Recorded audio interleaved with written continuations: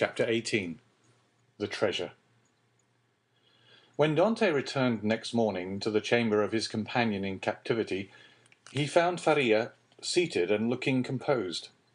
In the ray of light which entered by the narrow window of his cell, he held open in his left hand, of which alone, it will be recollected, he retained the use, a sheet of paper, which, from being constantly rolled into a small compass, had the form of a cylinder, and was not easily kept open. He did not speak, but showed the paper to Dante. "What is that?" he inquired. "Look at it," said the abbé with a smile.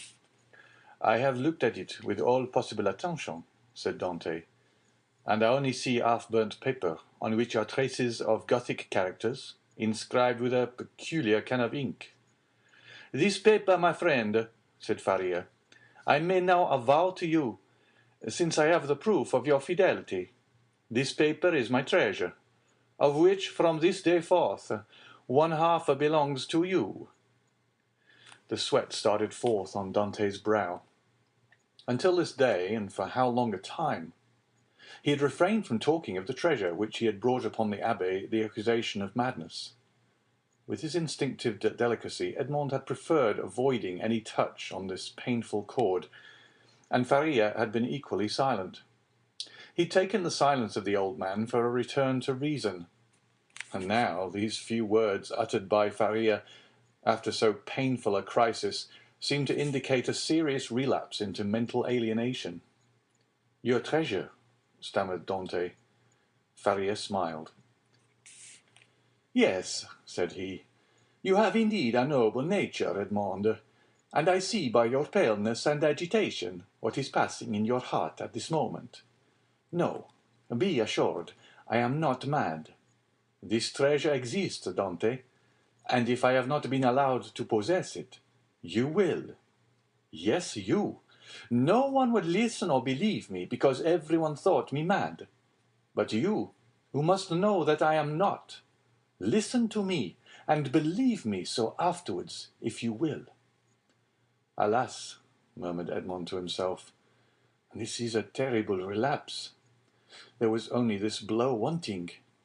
Then he said aloud, "My dear friend, your attack has perhaps fatigued you. Had you not better repose a while? Tomorrow, if you will, I will hear your narrative, but today I wish to nurse you carefully. Besides," he said, "a treasure is not a thing we need hurry about." "On the contrary, it is a matter of the utmost importance, Edmond," replied the old man. "Who knows if tomorrow, or the next day after, the third attack may not come on, and then must not all be over? Yes, indeed, I have often thought with a bitter joy that these riches which would make the wealth of a dozen families will be forever lost to those men who persecute me. This idea was one of vengeance to me, and I tasted it slowly in the night of my dungeon and the despair of my captivity. But now I have forgiven the world for the love of you. Now that I see you, young and with a promising future, now that I think of all that may result to you in the good fortune of such a disclosure, I shudder at any delay, and tremble lest I should not assure to one as worthy as yourself the possession of so vast an amount of hidden wealth." Edmond turned away his head with a sigh. "You persist in your incredulity, Edmond," continued Faria.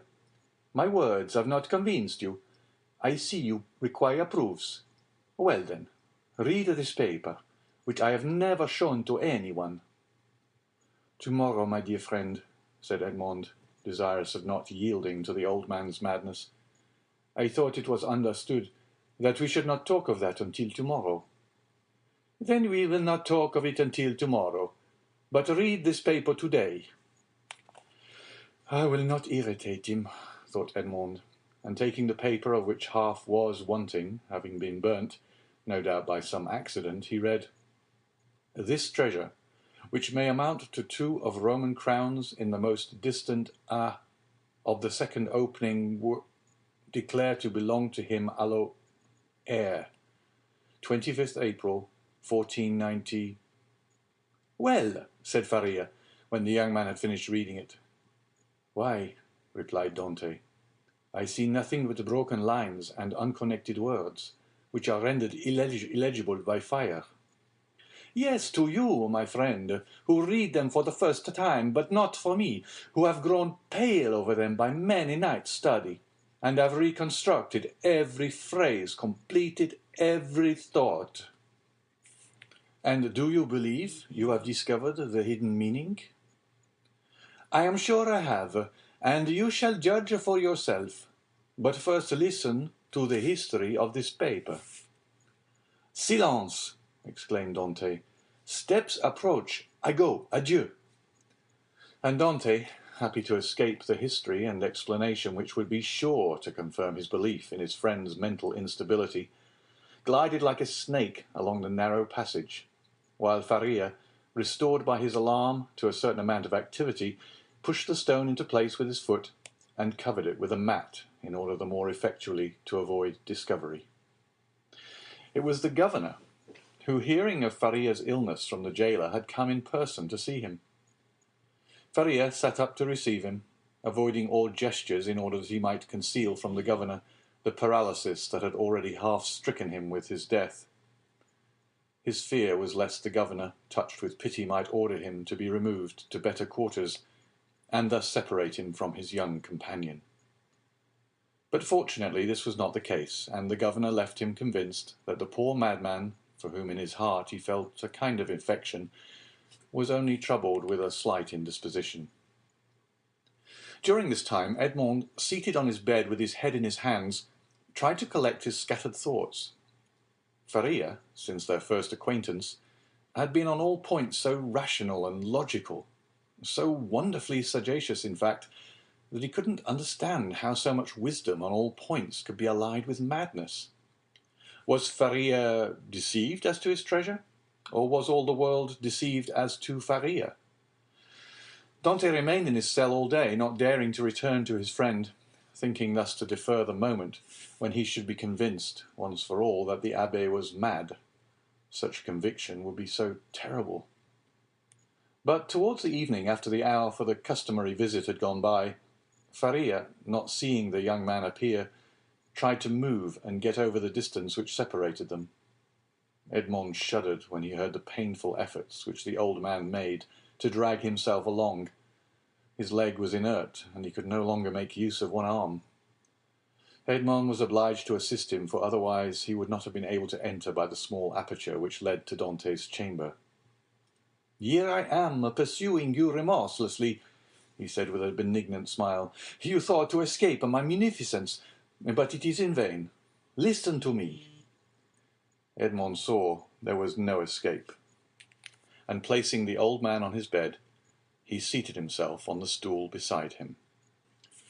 "You know," said the abbé, "that I was the secretary and intimate friend of Cardinal Spada, the last of the princes of that name. I owe to this worthy lord all the happiness I have ever knew. He was not rich, although the wealth of his family had passed into a proverb, and I heard the phrase very often, as rich as a Spada. But he, like public rumor, lived on his reputation for wealth. His palace was my paradise.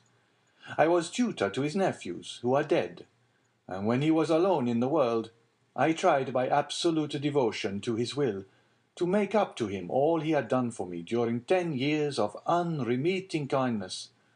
The cardinal's house had no secrets from me. I had often seen my noble patron annotating ancient volumes and eagerly searching amongst dusty family manuscripts. One day, when I was reproaching him for his unavailing searches, and deploring the prostration of mind that followed them, he looked at me, and smiling bitterly, opened a volume relating to the history of the city of Rome. There, in the 20th chapter of the life of Pope Alexandre VI, were the following lines, which I can never forget. The great wars of Romagna had ended. Caesar Borgia, who had completed his conquest, had need of money to purchase all Italy. The Pope had also need of money to bring matters to an end with Louis XII, King of France, who was formidable still in spite of his recent reverses, and it was necessary, therefore, to have recourse to some profitable scheme, which was a matter of great difficulty in the impoverished conditions of exhausted Italy. His Holiness had an idea. He determined to make 2 cardinals.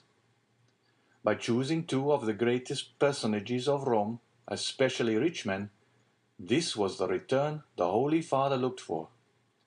In the first place, he could sell the great appointments and splendid offices which the cardinals already held, and then he had the 2 hats to sell besides. There was a third point in view, which will appear hereafter. The Pope and Caesar Borgia first found the 2 future cardinals.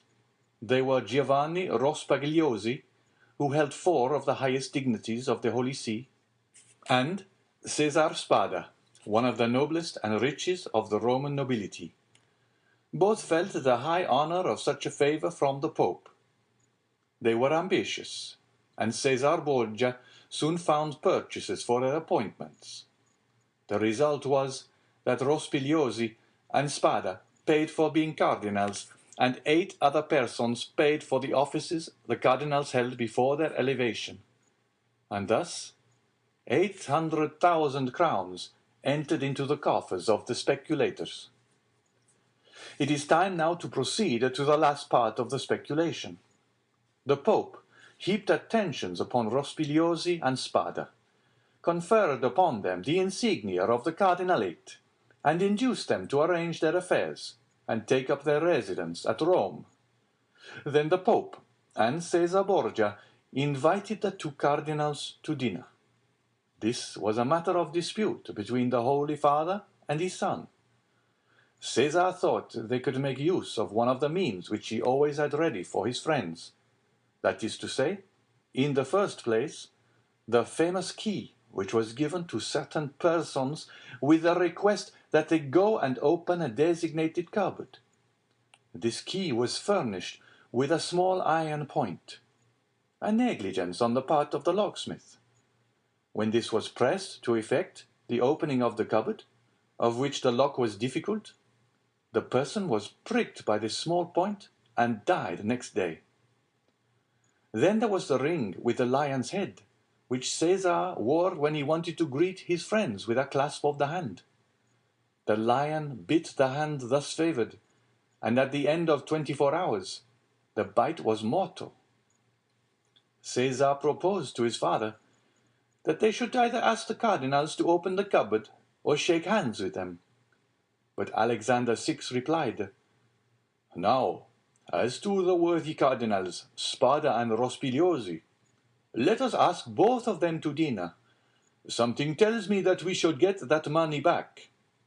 Besides, you forget, Caesar, an indigestion declares itself immediately, while a prick or a bite occasions a delay of a day or 2.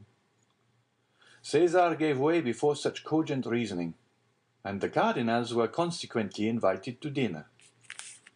The table was laid in a vineyard belonging to the Pope, near San Pierdarina, a charming retreat which the cardinals knew very well by report. Rospigliosi, quite set up with his new dignities, went with a good appetite, and his most ingratiating manner. Spada, a prudent man and greatly attached to his only nephew, a young captain of the highest promise, took paper and pen, and made his will. He then sent word to his nephew to wait for him near the vineyard, but it appeared the servant did not find him. Spada knew what these invitations meant, since Christianity, so eminently civilizing, had made progress in Rome. It was no longer a centurion who came from the tyrant with a message, "Caesar wills that you die," but it was a legate at a Latere who came with a smile on his lips to say from the Pope, "His Holiness requests you to dine with him." Spada set about 2 o'clock to San Pierdarina. The Pope awaited him. The first sight that attracted the eyes of Spada was that of his nephew in full costume, and Caesar Borgia paying him most marked attentions. Spada turned pale, as Caesar looked at him with an ironical air, which proved that he had anticipated all. and that the snare was well spread. They began that dinner, and Spada was only able to inquire of his nephew if he had received his message. The nephew replied no, perfectly comprehending the meaning of the question.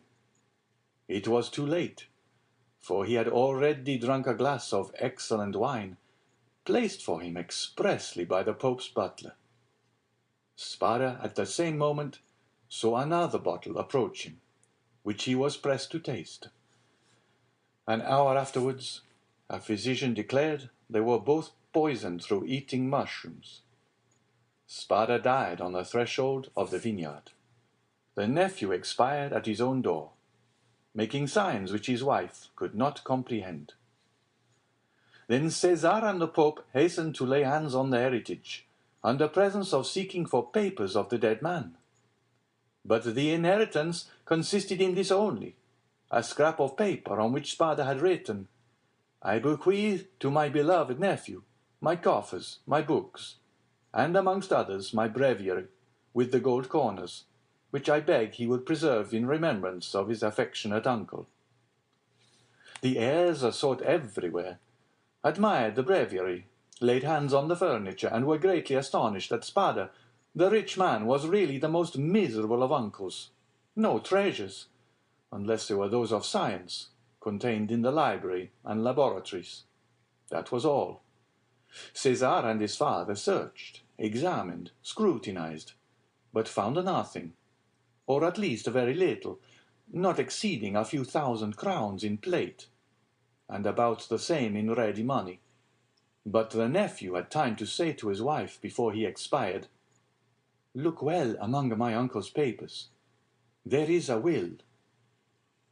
They sought even more thoroughly than the august heirs had done, but it was fruitless.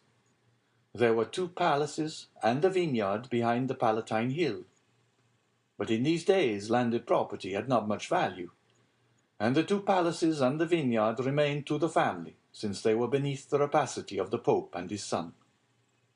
Months and years rolled on. Alexander VI died, poisoned. You know by what mistake. Cæsar, poisoned at the same time, escaped by shedding his skin like a snake. But the new skin was spotted by the poison, till it looked like a tiger's. Then, compelled to quit Rome, he went and got himself obscurely killed in a night skirmish, scarcely noticed in history. After the Pope's death and his son's exile, it was supposed that Spada family would resume the splendid position they had held before the cardinal's time. But this was not the case. The Spadas remained in doubtful ease. A mystery hung over this dark affair, and the public rumor was that Cæsar, a better politician than his father, had carried off from the Pope the fortune of the 2 cardinals. I say the 2 because Cardinal Rospigliosi, who had not taken any precaution, was completely despoiled. "Up to this point," said Faria, interrupting the thread of his narrative, "this seems to you very meaningless, no doubt, eh?" "Oh, my friend," cried Dante, "on the contrary, it seems as if I were reading a most interesting narrative. Go on, I beg of you." "I will. The family began to get accustomed to their obscurity.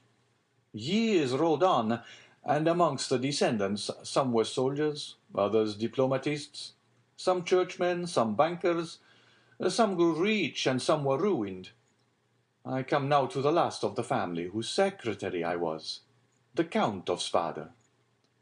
I had often heard him complain of the disproportion of his rank with his fortune, and I advised him to invest all he had in an annuity. He did so, and thus doubled his income. The celebrated breviary remained in the family, and was in the Count's possession. It had been handed down from father to son, for the singular clause of the only will that had been found, and caused it to be regarded as a genuine relic, preserved in the family with superstitious veneration. It was an illuminated book, with beautiful Gothic characters, and so weighty with gold that a servant always carried it before the cardinal on days of great solemnity. At the sight of papers of all sorts, titles, contracts, parchments, which were kept in the archives of the family, all descending from the poisoned cardinal, I in my turn examined the immense bundles of documents, like 20 servitors, stewards, secretaries before me. But in spite of the most exhaustive researches, I found nothing.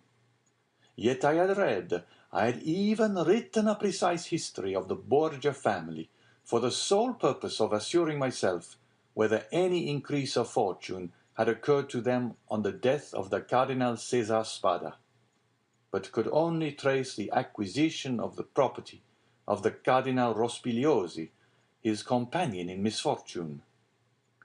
I was then almost assured that the inheritance had neither profited the Borgias nor the family, but had remained unpossessed like the treasures of the Arabian Nights, which slept in the bosom of the earth, under the eyes of the genii.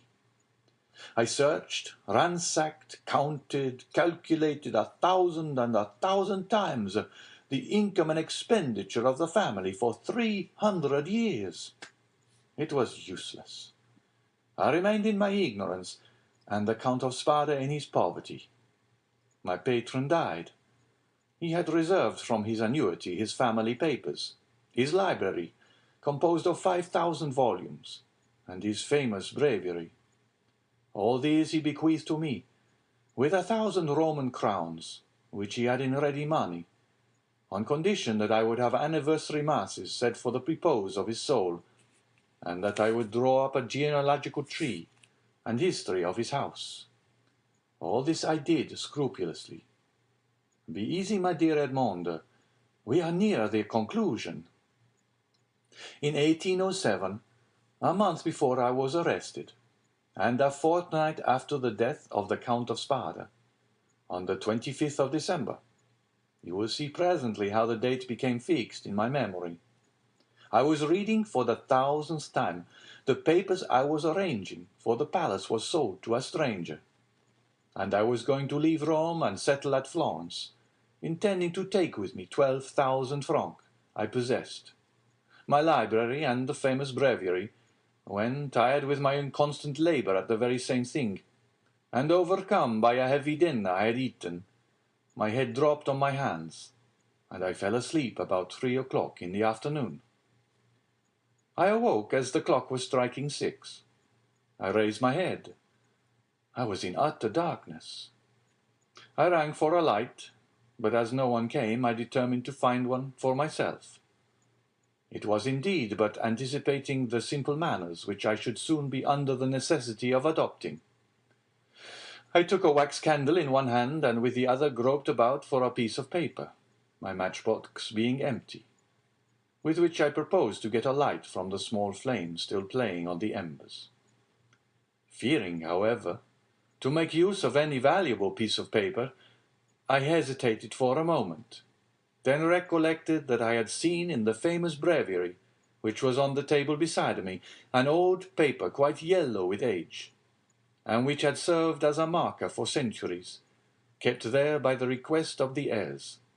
I felt for it, found it, twisted it together, and put it into the expiring flame, set a light to it. But beneath my fingers, as if by magic, in proportion as the fire ascended, I saw yellowish characters appear on the paper.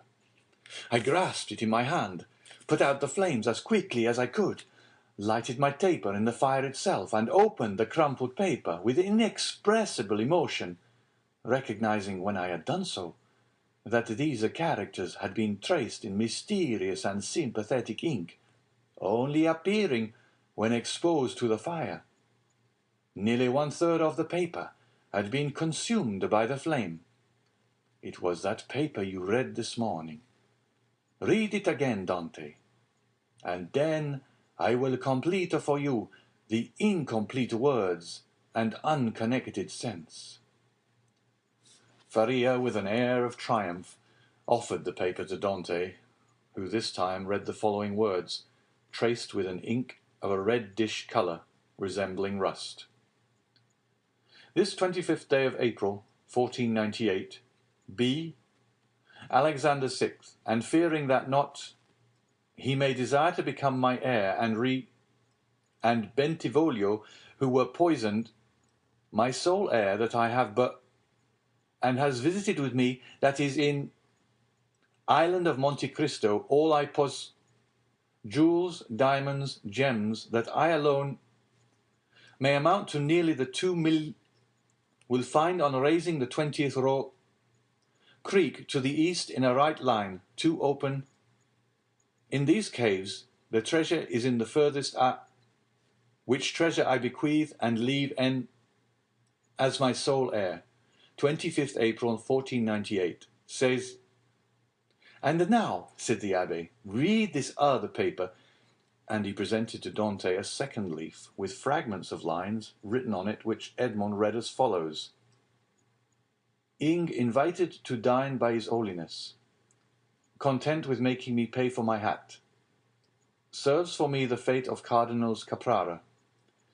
I declare to my nephew, Guido Spada, read in a place he knows, the caves of the small, est of ingots, gold, money, know of the existence of this treasure which lions of Roman crowns, and which he from the small ings have been made, Ngel in the second, tire to him, R. Spada. Faria followed him with an excited look. And now, he said, when he saw that Dante had read the last line, put the 2 fragments together and judge for yourself. Dante obeyed, and the conjointed pieces gave the following. This 25th day of April, 1498, being invited to dine by His Holiness Alexander VI, and fearing that, not content with making me pay for my hat, he may desire to become my heir, and reserves for me the fate of Cardinals Caprara and Bentivoglio, who were poisoned, I declare to my nephew, Guido Spada, my sole heir, that I have buried in a place he knows and has visited with me, that is, in the caves of the small island of Monte Cristo, all I possessed of ingots, gold, money, jewels, diamonds, gems, that I alone know of the existence of this treasure, which may amount to nearly 2 millions of Roman crowns, and which he will find on raising the 20th rock from the small creek to the east in a right line. 2 openings have been made in these caves. The treasure is in the furthest angle in the second, which treasure I bequeath and leave entire to him as my sole heir. 25th April, 1498. César Spada. Well, do you comprehend now? Inquired Faria. It is the declaration of Cardinal Spada, and the will so long sought for, replied Edmond, still incredulous. Yes, 1,000 times yes. And who completed it as it is now? I did, aided by the remaining fragment. I guessed the rest, measuring the length of the lines by those of the paper, and divining the hidden meaning by means of what was in part revealed, as we are guided in a cavern by the small ray of light above us. And what did you do when you arrived at this conclusion? I resolved to set out, and did set out at that very instant, carrying with me the beginning of my great work, the unity of the Italian kingdom.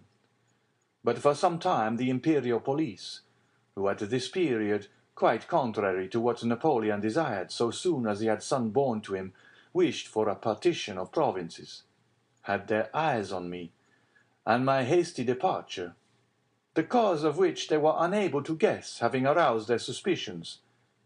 I was arrested at the very moment I was leaving Piombino. Now, continued Faria, addressing Dante with an almost paternal expression, now, my dear fellow, you know as much as I do myself. If we ever escape together, half of this treasure is yours. If I die here, and you escape alone, the whole belongs to you. But, inquired Dante, hesitating, has this treasure no more legitimate possessor in the world than ourselves? No, no, be easy on that score. The family is extinct. The last Count of Spada, moreover made me his heir, bequeathing to me this symbolic breviary. He bequeathed to me all it contained. No, no, make your mind satisfied on that point. If we lay hands on this fortune, we may enjoy it without remorse. And you say this treasure amounts to 2 millions of Roman crowns, nearly 13 millions of our money.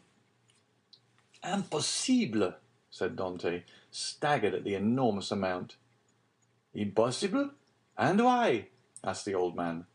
The Spada family was one of the oldest and most powerful families of the 15th century, and in those times when other opportunities for investment were wanting, such accumulations of gold and jewels were by no means rare.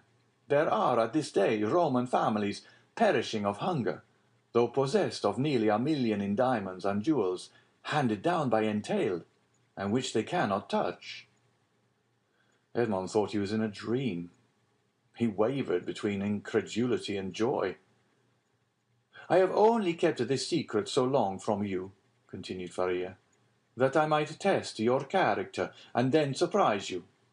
Had we escaped before my attack of catalepsy, I should have conducted you to Monte Cristo now, he added with a sigh. It is you who will conduct me thither. Well, Dante, you do not thank me? This treasure belongs to you, my dear friend, replied Dante, and to you only. I have no right to it. I am no relation of yours. You are my son, Dante, exclaimed the old man. You are the child of my captivity. My profession condemns me to celibacy. God has sent you to me to console, at one and the same time, the man who could not be a father, and the prisoner who could not get free. And Faria extended the arm of which alone the use remained to him, to the young man, who threw himself upon his neck and wept.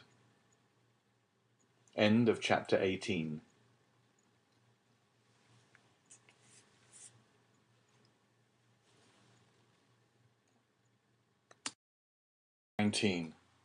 The third attack. Now that this treasure, which had so long been the object of the abbé's meditations, could ensure the future happiness of him whom Faria really loved as a son, it had doubled its value in his eyes, and every day he expatiated on the amount, explaining to Dante all the good which, with 13 or 14 millions of francs, a man could do in these days to his friends, and then Dante's countenance became gloomy, for the oath of vengeance he had taken recurred to his memory, and he reflected how much ill in these times a man with 13 or 14 million could do to his enemies. The abbé did not know the island of Monte Cristo, but Dante knew it, and had often passed it, situated 25 miles from Pianosa, between Corsica and the island of Elba, and had once touched there. This island was, always had been, and still is, completely deserted. It is a rock of almost conical form, which looks as though it had been thrust up by volcanic force from the depths to the surface of the ocean. Dante drew a plan of the island for Faria, and Faria gave Dante advice as to the means he should employ to recover the treasure. But Dante was far from being as enthusiastic and confident as the old man. It was past a question now that Faria was not a lunatic, and the way in which he had achieved the discovery, which had given rise to the suspicion of his madness, increased Edmond's admiration of him. But at the same time Dante could not believe that the deposit, supposing it had ever existed, still existed, and though he considered the treasure as by no means chimerical, he yet believed it was no longer there. However, as if fate resolved on depriving the prisoners of their last chance, and making them understand that they were condemned to perpetual imprisonment, a new misfortune befell them. The gallery on the seaside, which had long been in ruins, was rebuilt. They had repaired it completely, and stopped up with vast masses of stone the hole Dante had partly filled in. But for this precaution, which it will be remembered the abbé had made to Edmond, the misfortune would have been still greater, for their attempt to escape would have been detected, and they would undoubtedly have been separated. Thus a new, a stronger and more inexorable barrier was interposed to cut off the realization of their hopes. "You see," said the young man with an air of sorrowful resignation to Faria, "that God deems it right to take from me any claim to merit for what you call my devotion to you. I have promised to remain forever with you, and now I could not break my promise if I would. The treasure will be no more mine than yours, and neither of us will quit this prison. But my real treasure is not that, my dear friend, which awaits me beneath the sombre rocks of Monte Cristo. It is your presence, our living together 5 or 6 hours a day, in spite of our jailers. It is the rays of intelligence you have elicited from my brain, the language you have implanted in my memory, and which have taken root there with all their philological ramifications. These differentiations that you have made so easy to me by the depth of the knowledge you possess of them, and the clearness of the principles to which you have reduced them, this is my treasure, my beloved friend, and with this you have made me rich and happy. Believe me and take comfort. This is better for me than tons of gold and cases of diamonds, even were they not as problematical as the clouds we see in the morning floating over the sea, which we take for terra firma, and which evaporate and vanish as we draw near to them. To have you as long as possible near me, to hear your eloquent speech, which embellishes my mind, strengthens my soul, and makes my whole frame capable of great and terrible things, if I should ever be free, so fills my whole existence, that the despair to which I was just on the point of yielding when I knew you has no longer any hold over me. And this is my fortune, not chimerical, but actual. I owe you my real good, my present happiness, and all the sovereigns of the earth, even Caesar Borgia himself, could not deprive me of this. Thus, if not actually happy, yet the days these two unfortunates passed together went quickly. Faria, who for so long a time had kept silence as to the treasure, now perpetually talked of it. As he had prophesied would be the case, he remained paralyzed in the right arm and the left leg, and had given up all hope of ever enjoying it himself. But he was continually thinking over some means of escape for his young companion, and anticipating the pleasure he would enjoy. For fear the letter might be some day lost or stolen, he compelled Dante to learn it by heart, and Dante knew it from the first to the last word. Then he destroyed the second portion, assured that if the first were seized, no one would be able to discover its real meaning. Whole hours passed while Faria was giving instructions to Dante, instructions which were to serve him when he was at liberty. Then, once free from the day and hour and moment when he was so, he could have but only one thought, which was to gain Monte Cristo by some means, and remain there alone under some pretext which would arouse no suspicions, and once there, to endeavour to find the wonderful caverns, and search in the appointed spot, be it remembered, being the farthest angle in the second opening. In the meanwhile the hours passed, if not rapidly, at least tolerably. Faria, as we have said, without having recovered the use of his hand and foot, had regained all the clearness of his understanding, and had gradually, besides the moral instructions we have detailed, taught his youthful companion the patient and sublime duty of a prisoner, who learns to make something from nothing. They were thus perpetually employed. Faria, that he might not see himself grow old; Dante, for fear of recalling the almost extinct past, which now only floated in his memory like a distant light wandering in the night.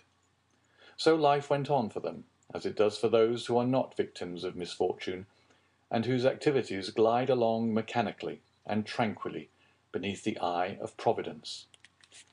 But beneath his superficial calm, there were in the heart of the young man, and perhaps in that of the old man, many repressed desires, many stifled sighs, which would vent when Faria was left alone, and when Edmond returned to his cell. One night, Edmond awoke suddenly, believing that he heard someone calling him. He opened his eyes upon utter darkness. His name, or rather a plaintive voice which essayed to pronounce his name, reached him. He sat up in bed, and a cold sweat broke out upon his brow. Undoubtedly the call came from Faria's dungeon. "Alas," murmured Edmond, "can it be?" He moved his bed, drew up the stone, rushed into the passage, and reached the opposite extremity. The secret entrance was open. By the light of the wretched and wavering lamp of which we have spoken, Dante saw the old man, pale, but yet erect, clinging to the bedstead. His features were writhing with those horrible symptoms which he already knew, and which had so seriously alarmed him when he saw them for the first time. "Alas, my dear friend," said Faria in a resigned tone, "you understand, do you not? And I need not attempt to explain to you." Edmond uttered a cry of agony, and quite out of his senses rushed towards the door, exclaiming, "Help! Help!" Faria had just sufficient strength to restrain him. "Silence," he said, "or you are lost. We must now only think of you, my dear friend, and so act as to render your captivity supportable, or your flight possible. It would require years to do again what I have done here, and the results would be instantly destroyed if our jailers knew we have communicated with each other. Besides, be assured, my dear Edmond, the dungeon I am about to leave will not long remain empty. Some other unfortunate being will soon take my place, and to him you will appear like an angel of salvation. Perhaps he will be young, strong, and enduring like yourself, and will aid you in your escape, while I have been but a hindrance. You will no longer have half a dead body tied to you as a drag to all your movements. At length Providence has done something for you. He restores to you more than he takes away, and it was time I should die." Edmond could only clasp his hands and exclaim, "Oh, my friend, speak not thus!" And then, resuming all his presence of mind, which had for a moment staggered under this blow, and his strength which had failed at the words of the old man, he said, "Oh, I have saved you once, and I will save you a second time." And raising the foot of the bed, he drew out the phial, still a third filled with the red liquor. "See," he exclaimed, "there remains still some of the magic draught. Quick, quick, tell me what I must do this time. Are there any fresh instructions? Speak, my friend, I listen." "There is not a hope," replied Faria, shaking his head. "But no matter. God wills it that man whom he has created, and in whose heart he has so profoundly rooted the love of life, should do all in his power to preserve that existence, which, however painful it may be, is yet always so dear." "Oh, yes, yes," exclaimed Dante, "and I tell you that I will save you yet." "Well, then, try. The cold gains upon me. I feel the blood flowing towards my brain. These horrible chills, which make my teeth chatter and seem to dislocate my bones, begin to pervade my whole frame. In 5 minutes the malady will reach its height, and in a quarter of an hour there will be nothing left of me but a corpse." "Oh!" exclaimed Dante, his heart wrung with anguish. "Do as you did before, only do not wait so long. All the springs of life are now exhausted in me, and death," he continued, looking at his paralyzed arm and leg, "has but half its work to do. If after having made me swallow 12 drops instead of 10, you see that I do not recover, then pour the rest down my throat. Now lift me on my bed, for I can no longer support myself." Edmond took the old man in his arms and laid him on the bed. "And now, my dear friend," said Faria, "sole consolation of my wretched existence, you whom heaven gave me somewhat late, but still gave me a priceless gift, and for which I am most grateful. At the moment of separating from you forever, I wish you all the happiness and all the prosperity you so well deserve, my son. I bless thee." The young man cast himself on his knees, leaning his head against the old man's bed. "Listen now to what I say in this my dying moment. The treasure of the Spadas exists. God grants me the boon of vision unrestricted by time or space. I see it in the depths of the inner cavern. My eyes pierce the inmost recesses of the earth, and are dazzled at the sight of so much riches. If you do escape, remember that the poor abbé, whom all the world called mad, was not so. Hasten to Monte Cristo, avail yourself of the fortune, for you have indeed suffered long enough." A violent convulsion attacked the old man. Dante raised his head and saw Faria's eyes injected with blood. It seemed as if a flow of blood had ascended from the chest to the head. "Adieu, adieu," murmured the old man, clasping Edmond's hand convulsively. "Adieu." "Oh, no, no, not yet," he cried. "Do not forsake me. Oh, succor him. Help, help, help." "Hush, hush," murmured the dying man, "that they may not separate us, if you save me." "You are right. Oh, yes, yes, be assured I shall save you. Besides, although you suffer much, you do not seem to be in such agony as you were before." "Do not mistake. I suffer less because there is in me less strength to endure. At your age, we have faith in life. It is the privilege of youth to believe and hope. But old men see death more clearly.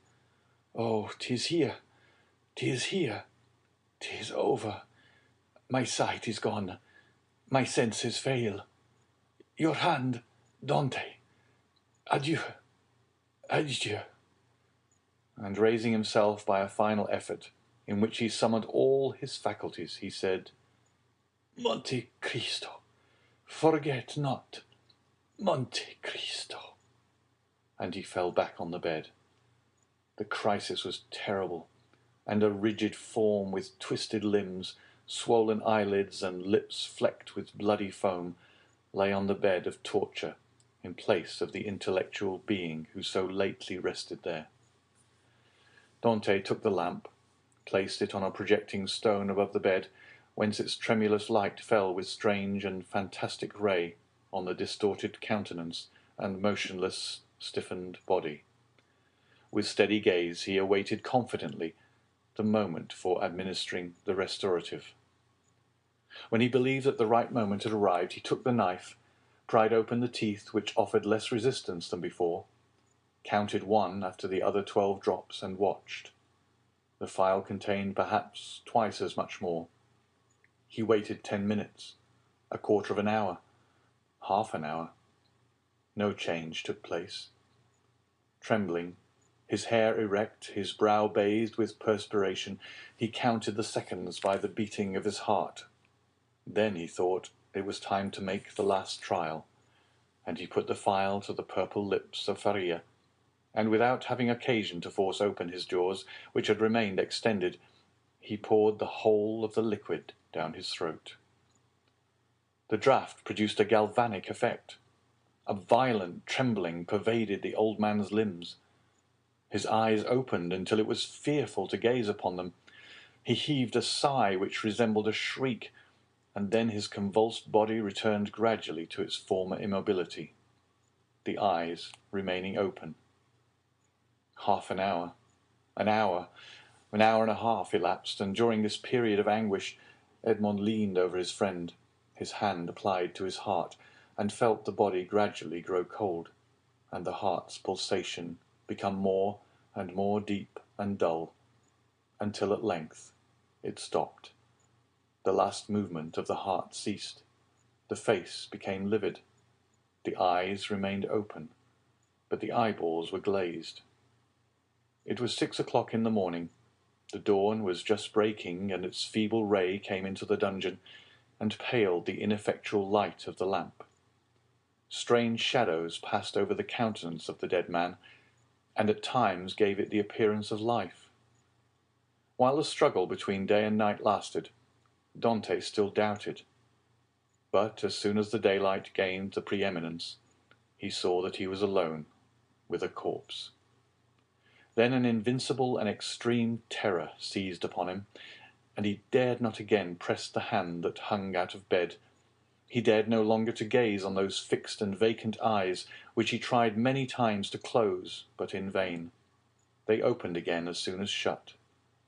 He extinguished the lamp carefully, concealed it, and then went away, closing as well as he could the entrance to the secret passage by the large stone as he descended. It was time, for the jailer was coming. On this occasion he began his rounds at Dante's cell, and on leaving him he went on to Faria's dungeon, taking thither breakfast and some linen. Nothing betokened that the man knew anything of what had occurred. He went on his way. Dante was then seized with an indescribable desire to know what was going on in the dungeon of his unfortunate friend. He therefore returned by the subterraneous gallery, and arrived in time to hear the exclamations of the turnkey, who called out for help. Other turnkeys came, and then was heard the regular tramp of soldiers. Last of all came the governor. Edmond heard the creaking of the bed as they moved the corpse, heard the voice of the governor, who asked them to throw water on the dead man's face, and seeing that in spite of this application the prisoner did not recover, they sent for the doctor. The governor then went out, and words of pity fell on Dante's listening ears, mingled with brutal laughter. "Well, well," said one, "the madman has gone to look after his treasure. Good journey to him. With all his millions, he will not have enough to pay for his shroud," said another. "Oh," added a third voice, "the shrouds of the Chateau d'If are not dear." "Perhaps," said one of the previous speakers. "As he was a churchman, they may go to some expense in his behalf. They may give him the honours of the sack." Edmond did not lose a word, but comprehended very little of what was said. The voices soon ceased, and it seemed to him as if every one had left the cell. Still, he dared not enter, as they might have left some turnkey to watch the dead. He remained therefore mute and motionless, hardly venturing to breathe. At the end of an hour he heard a faint noise which increased. It was the governor who returned, followed by the doctor and other attendants. There was a moment's silence. It was evident that the doctor was examining the dead body. The inquiries soon commenced. The doctor analysed the symptoms of the malady to which the prisoner had succumbed, and declared that he was dead. Questions and answers followed in a nonchalant manner that made Dante indignant, for he felt that all the world should have for the poor abbé a love and respect equal to his own. "I am very sorry for what you tell me," said the governor, replying to the assurance of the doctor, "that the old man is really dead, for he was a quiet, inoffensive prisoner, happy in his folly, and required no watching." "Oh," added the turnkey, "there was no occasion for watching him. He would have stayed here 50 years, I'll answer for it, without any attempt to escape." "Still," said the governor, "I believe it will be requisite, notwithstanding your certainty, and not that I doubt your science, but in discharge of my official duty, that we should be perfectly assured that the prisoner is dead." There was a moment of complete silence, during which Dante, still listening, knew that the doctor was examining the corpse a second time. "You may make your mind easy," said the doctor. "He is dead. I will answer for that." "You know, sir," said the governor, persisting, "that we are not content in such cases as this with such a simple examination. In spite of all appearances, be so kind, therefore, as to finish your duty by fulfilling the formalities described by law." "Let the irons be heated," said the doctor. "But really it is a useless precaution." This order to heat the irons made Dante shudder. He heard hasty steps, the creaking of a door, people going and coming, and some minutes afterwards a turnkey entered, saying, "Here is the brazier, lighted." There was a moment's silence, and then was heard the crackling of burning flesh, of which the peculiar and nauseous smell penetrated even behind the wall where Dante was listening in horror. The perspiration poured forth upon the young man's brow, and he felt as if he should faint. "You see, sir, he is really dead," said the doctor. "This burn in the heel is decisive. The poor fool is cured of his folly and delivered from his captivity." "Wasn't his name Faria?" inquired one of the officers who accompanied the governor. "Yes, sir, and as he said, it was an ancient name. He was, too, very learned and rational enough on all points which did not relate to his treasure, but on that, indeed, he was intractable. It is the sort of malady which we call monomania," said the doctor. "You had never anything to complain of?" said the governor to the jailer, who had charge of the abbé. "Never, sir," replied the jailer. "Never, on the contrary, he seemed to amuse me very much by telling me stories. One day, too, when my wife was ill, he gave me a prescription which cured her." "Aha!" said the doctor. "I did not know that I had a rival, but I hope, governor, that you will show him all proper respect." "Yes, yes, make your mind easy. He shall be decently interred in the newest sack we can find. Will that satisfy you?" "Must this last formality take place in your presence, sir?" inquired a turnkey. "Certainly, but make haste. I cannot stay here all day." Other footsteps going and coming were now heard, and a moment afterwards a noise of rustling canvas reached Dante's ears. The bed creaked, and the heavy footfall of a man who lifts a weight sounded on the floor. Then the bed again creaked under the weight deposited upon it. "This evening," said the governor. "Will there be any mass?" asked one of the attendants. "That is impossible," replied the governor. "The chaplain of the chateau came to me yesterday to beg for leave of absence, in order to take a trip to Hyères for a week. I told him I would attend to the prisoners in his absence. If the poor abbé had not been in such a hurry, he might have had his requiem." "Pooh, pooh," said the doctor, with the impiety usual in persons of his profession. "He is a churchman. God will respect his profession, and not give the devil the wicked delight of sending him a priest." A shout of laughter followed this brutal jest. Meanwhile, the operation of putting the body in the sack was going on. "This evening," said the governor, when the task was ended. "At what hour?" inquired a turnkey. "Why, about 10 or 11 o'clock." "Shall we watch by the corpse?" "Of what use would it be? Shut the dungeon as if he were alive, that is all." Then the steps retreated, and the voices died away in the distance. The noise of the door with its creaking hinges and bolts ceased, and a silence more sombre than that of solitude ensued, the silence of death, which was all-pervasive, and struck its icy chill to the very soul of Dante. Then he raised the flagstone cautiously with his head, and looked carefully around the chamber.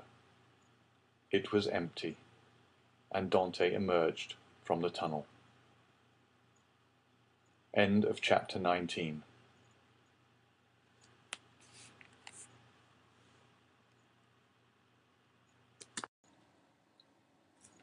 Chapter 20. The Cemetery of the Château d'If. On the bed, at full length and faintly illuminated by the pale light that came from the window, lay a sack of canvas, and under its rude folds was stretched a long and stiffened form. It was Ferrier's last winding sheet. A winding sheet which, as the turnkey said, cost so little. Everything was in readiness.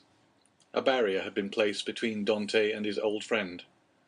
No longer could Edmond look into those wide open eyes which had seemed to be penetrating the mysteries of death. No longer could he clasp the hand which had done so much to make his existence blessed. Ferrier, the beneficent and cheerful companion with whom he was accustomed to live so intimately, no longer breathed. He seated himself on the edge of that terrible bed, and fell into melancholy and gloomy reverie. Alone, he was alone again condemned to silence, again face to face with nothingness. Alone, never again to see the face, never again to hear the voice of the only human being who united him to earth. Was not Faria's fate the better, after all, to solve the problem of life at its source, even at the risk of horrible suffering? The idea of suicide, which his friend had driven away and kept away by his cheerful presence, now hovered like a phantom over the abbé's dead body. "If I could die," he said, "I should go where he goes, and should assuredly find him again. But how to die? It is very easy," he went on with a smile. "I will remain here, rush on the first person that opens the door, strangle him, and then they will guillotine me." But excessive grief is like a storm at sea where the frail bark is tossed from the depths to the top of the wave. Dante recoiled from the idea of so infamous a death, and passed suddenly from despair to an ardent desire for life and liberty. "Die? Oh no," he exclaimed, "not die now, after having lived and suffered so long and so much. Die? Yes, had I died years ago, but now to die would be indeed to give way to the sarcasm of destiny. No, I want to live. I shall struggle to the very last. I will yet win back the happiness of which I have been deprived. Before I die, I must not forget that I have my executioners to punish, and perhaps too, who knows, some friends to reward. Yet they will forget me here, and I shall die in my dungeon like Faria." As he said this, he became silent and gazed straight before him, like one overwhelmed with a strange and amazing thought. Suddenly he arose, lifted his hand to his brow as if his brain were giddy, paced twice or thrice round the dungeon, and then paused abruptly by the bed. "Just God," he muttered, "whence comes this thought? Is it from thee? Since none but the dead pass freely from this dungeon, let me take the place of the dead."